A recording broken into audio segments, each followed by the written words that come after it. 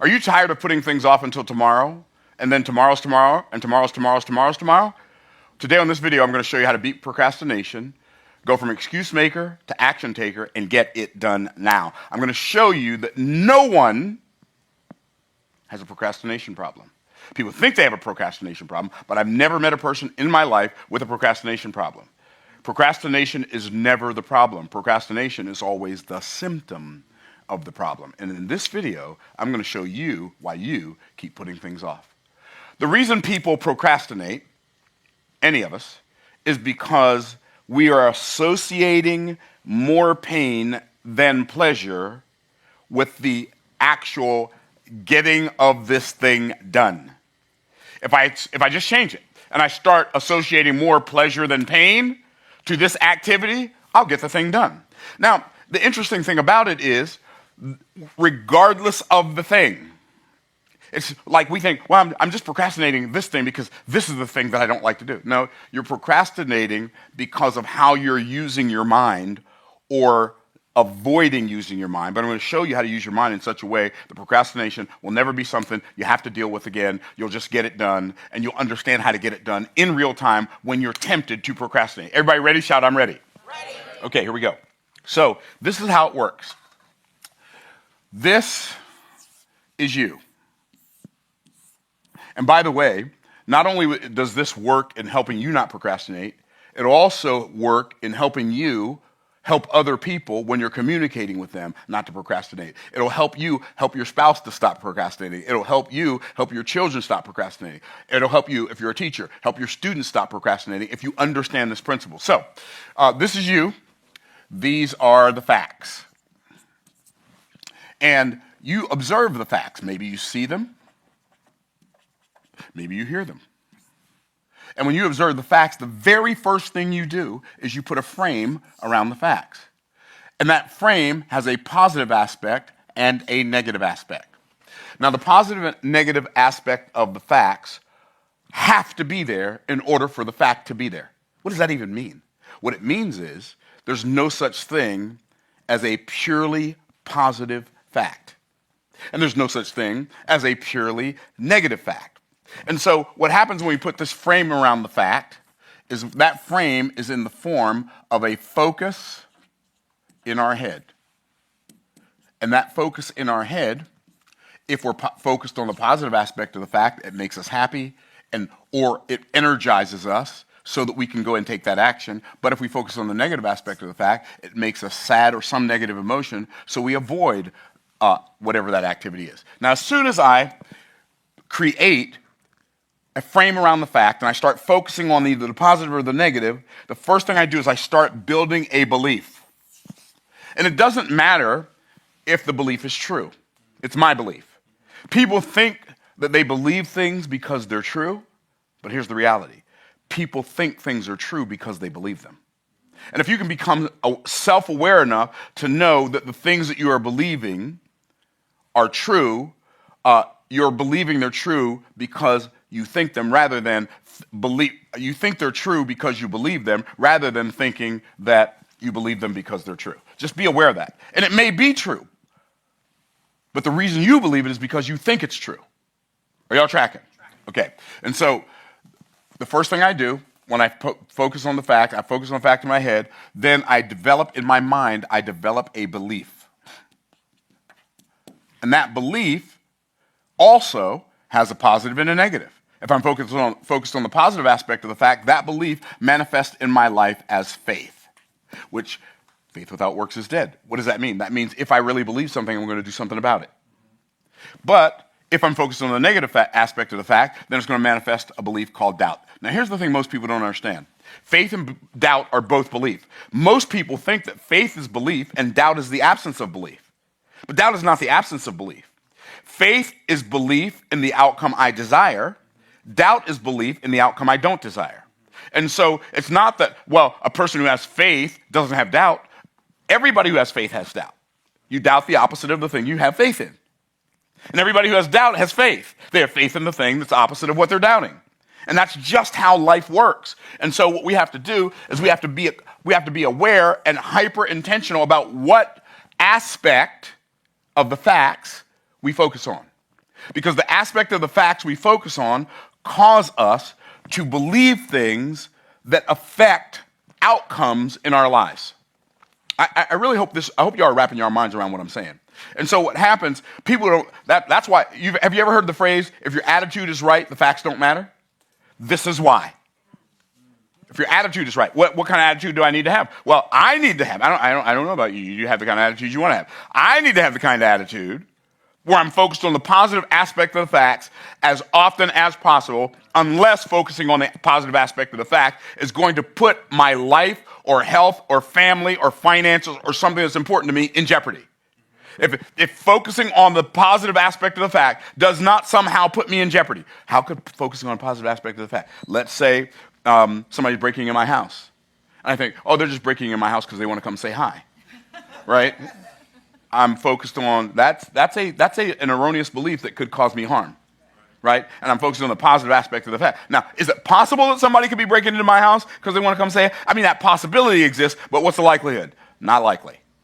Are y'all tracking? Okay, so when I focus on the positive aspect of the fact, I manifest a belief called faith, or I focus on the negative aspect of the fact and manifest a belief called doubt, what happens is this belief travels down into my heart and it produces a feeling in my heart. Did you know that feelings are the fuel of action? Did you hear what I just said? Feelings are the fuel of action. What does that even mean? That means human beings are singularly motivated. People do what they do for one reason and one reason only, and that is because we feel like it. See, I woke up this morning at 5 o'clock when my alarm went off. I actually woke up a little before my alarm went off, 7 minutes before my alarm went off. But I'm getting up at 5 anyway. I'm certainly not going to get up 7 minutes early.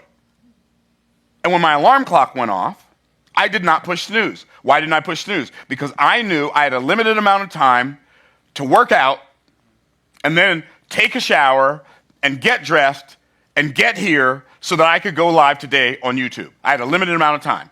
But I could have gone back to bed and skipped working out. But then that takes my objective that I'm working on to be able to hit my driver 300 yards, right? It pushes it further and further into the future. Or maybe it pushes it so far into the future that I'll never get it done. So I'm getting up and I'm working out, and this body is going to serve me. It is not the boss. I'm the boss. And so I got up. And so why did I get up? Because I felt like the feeling that I had that if I get up and go work out, I'm going to eventually be able to hit 300-yard drives. Right? I'll be able to hit my drives 300 yards.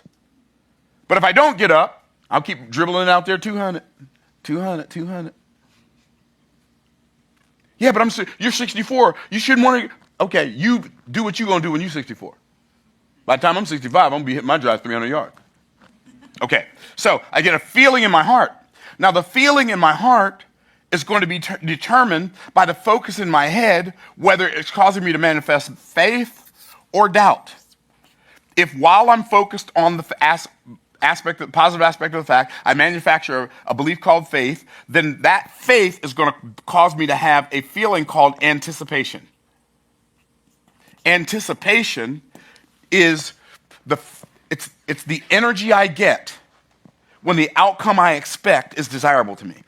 Like if we could master building internal anticipation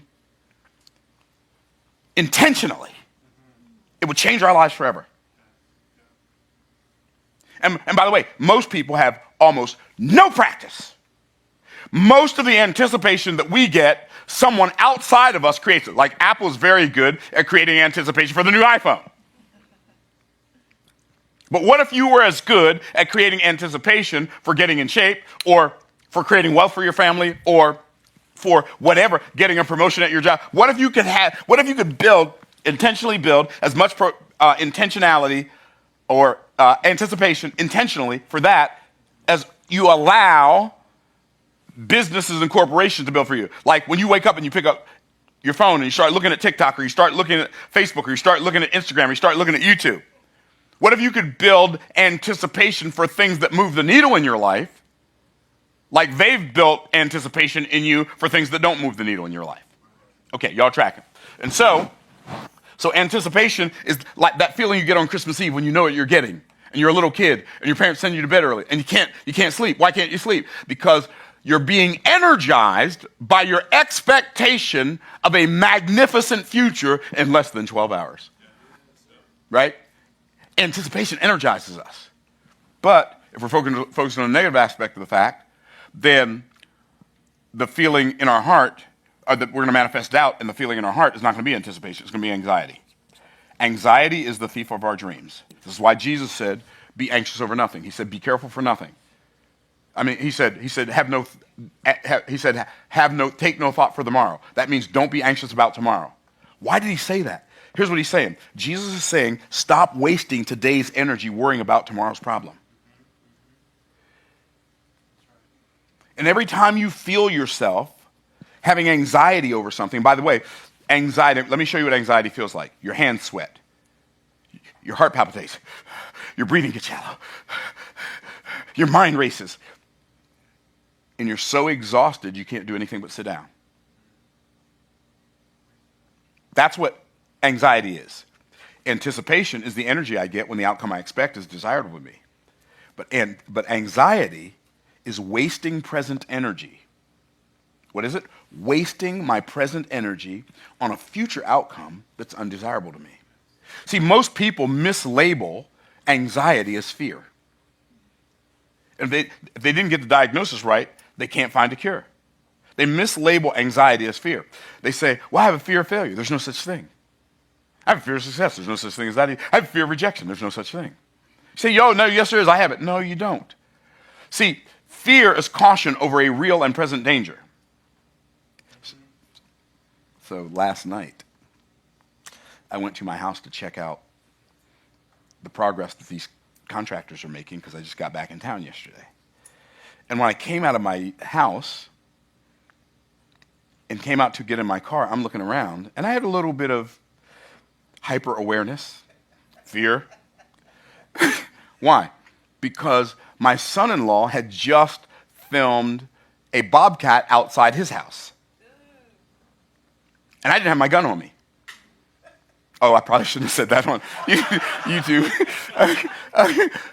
And I thought about it. Like, what if a bobcat, I mean, it's so dark back there, a bobcat could see me, but I can't see him, right? And then I saw a bobcat. Came in here one morning. I walked out of my office. There's a bobcat at the door of one of those offices right down the street, right down in the parking lot.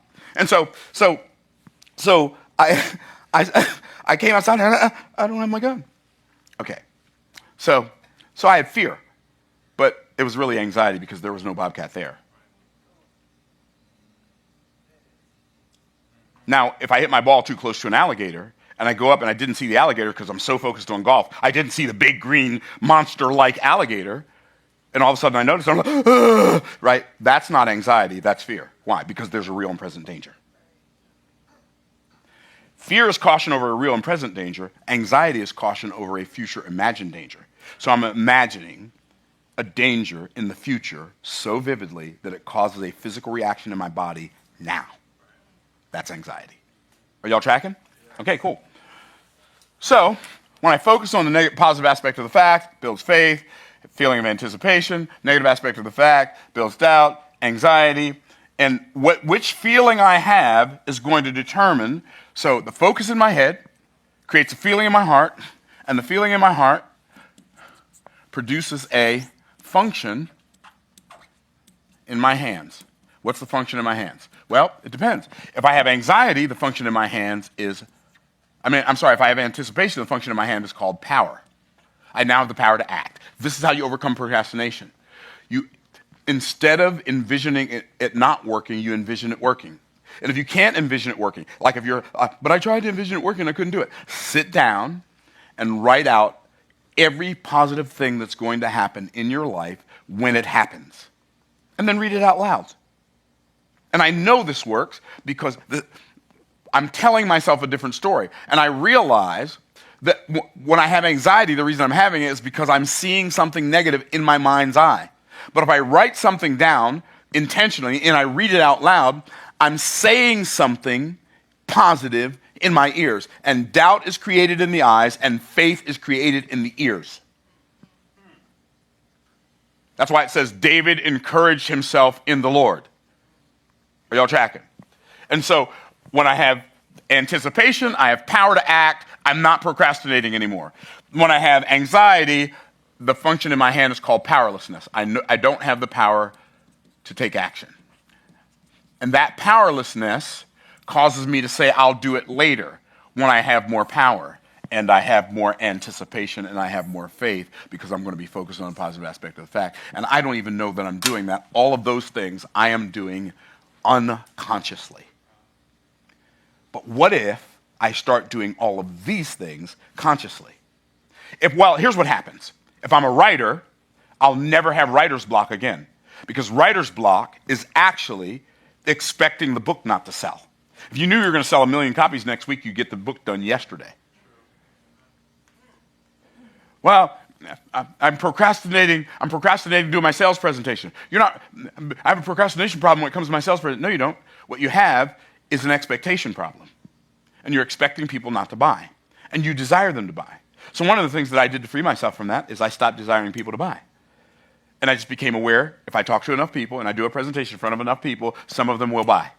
And so I now don't have to hope somebody buys. I know someone will because the law of averages makes it so. Even if I have a terrible presentation, if I do enough presentations, somebody's going to buy. I know. I've seen plenty of terrible presentations that made sales. Yes. And so all I'm saying is stop putting off your future until tomorrow, because the reality is there's no such thing as tomorrow. It's always today.